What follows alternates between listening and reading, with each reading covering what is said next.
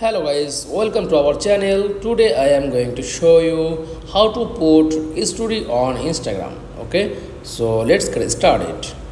Then first of all, click on Instagram app.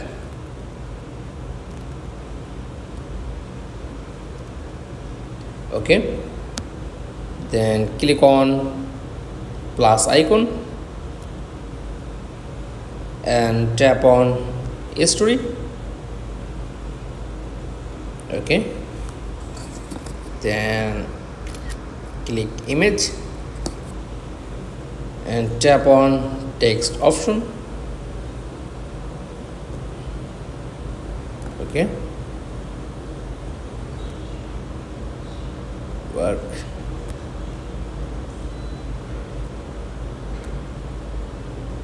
Okay, done. Click on sticker option and tap on location. Continue. Okay, allow.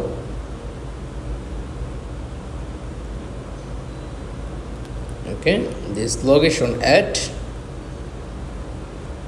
and click on filters, then choose any filters and done, and tap on this option, the put story on Instagram. That's all.